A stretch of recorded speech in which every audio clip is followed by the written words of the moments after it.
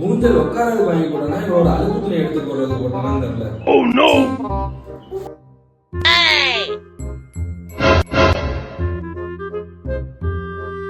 இது வரேன்.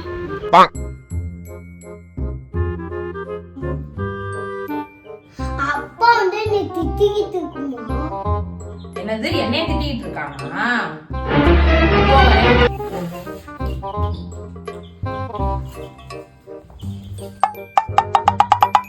ஏய் அம்மா என்ன திட்டியாம்ல, என்ன திட்டினா?